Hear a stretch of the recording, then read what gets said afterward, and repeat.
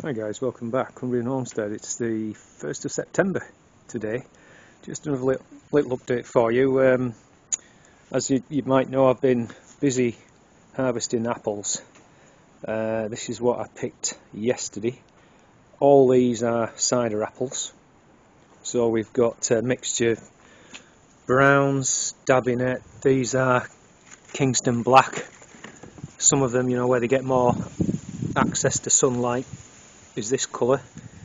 Obviously these have been more shaded, but nonetheless it's a superb quality cider apple. That's more browns there. I've just picked the last of those this morning. Also I think there's some Tremlet bitter in there as well. And if we just walk down here, I've got some more around the back here.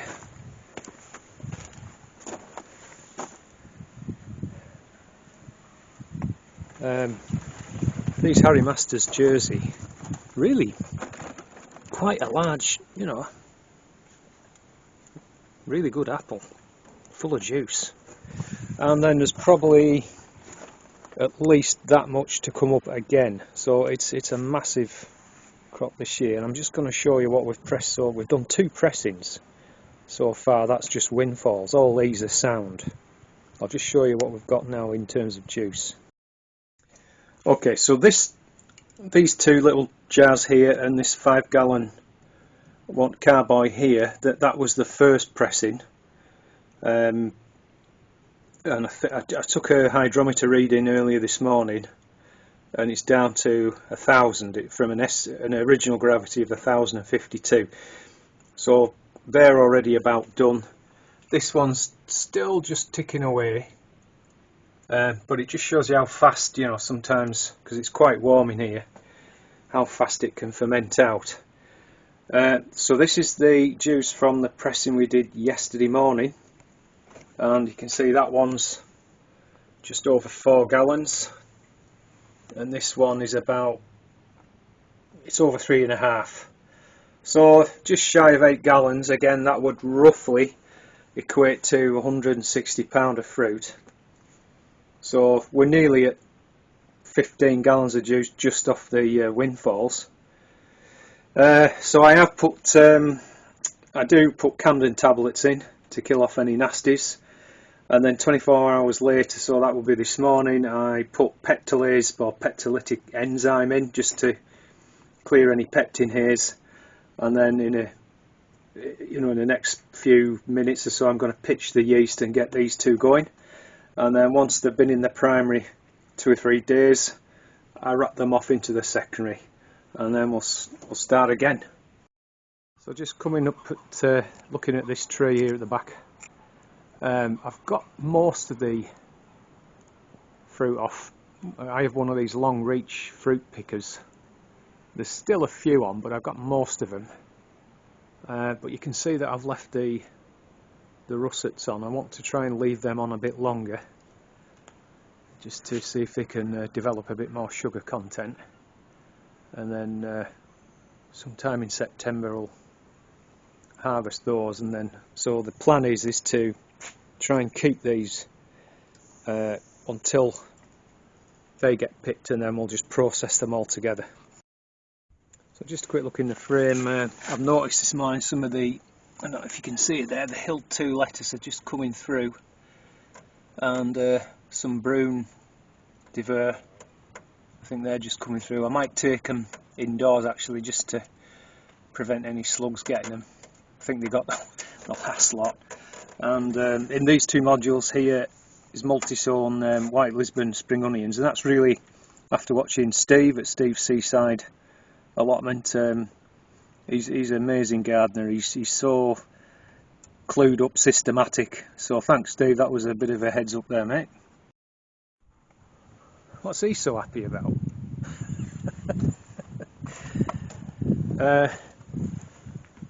Yeah, I quite like the way this has worked out reasonably well. That one might set as well. So there's actually more on here. So that's worked out really well, that.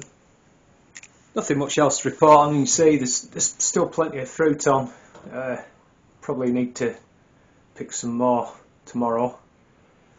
And similarly with the black opal, just an unbelievable amount of fruit we've had off those.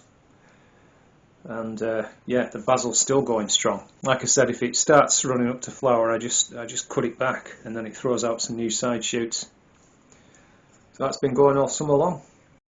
Just looking down this little part of the garden here, got another cheeky curry squash there that's should ripen in time. So there's one there, 2, 3. I don't think those, I think they'll be aborted, but that's fine. The Pongo Beans are more or less finished now, but they've been absolutely stunning. We've had just loads of them. And these Ferrari Beans, again, they've cropped really well, and you can see they're still flowering, so we should get quite a few more pickings off those. And then we've got these are Ferrari as well under the net here, so I'm hoping, depending on weather conditions, you know, that we just might get a picking or two of those before the frost get here. The zucchinis are still performing well, and I just keep cutting off anything that's really badly infected with mildew. To be honest with you, it's now the weather's changed, it's kind of slowing down, so it's not so much of a problem now. And here's the new chainsaw. Yeah, it's a still MS181 with a 16-inch bar. It's perfect just for the firewood job that I want it for. I'm going hopefully to pick up some chainsaw pants, gloves and boots this afternoon, so happy days there, eh? So guys, another little update. It's September the 9th, and we've just got back from, well, a few hours ago, from a little break over in York again, 4 nights. Really enjoyed it, and unbelievably, we only had 1.5 day of rain. Rest of the time it was sunny and warm, which we were amazed because it gave a lousy forecast. Anyhow, so straight into it, once we got them packed into harvesting. So black opal, those are split. I made a mistake, I should have stopped watering them, so lesson learned. The lemon crystal, or crystal lemon, the crimson crush, we're still getting some figs. Courgettes are slowing down, but they're still providing. And these radish are just, I mean, they're just enormous, but not woody at all, not tough. Fantastic. So you can see I've taken all the leaves off now. I'm not sure whether that's the right thing to do, but I guess at this time of year they're not really going to do much more. I did have some late blight on this side, so again I've just removed everything that I can that looks affected. Whether or not it'll keep spreading on the trusses, it probably will, but we'll see anyway. I've been shearing the basil back yet again, and as I say, the cucumber, I'm so impressed with that, it just keeps giving and giving and giving. The other thing you might notice is I've taken some of the, well, almost all of the, well, certainly the Enviromesh. I'm having problems again with powdery, or it's downy mildew, sorry. And again, I think it's my own fault. I think I've overcompensated with giving up a plot. I'm trying to cram everything in, so I need to either plant less or find some smaller dwarfing varieties, so get more air circulating around them. But I'm hoping they'll be okay. Similarly with the kale, it just keeps getting this kind of well, I'm not sure what it is, that white thing on the end there, some kind of mildew, powdery mildew. So I'll just keep pulling the affected leaves off.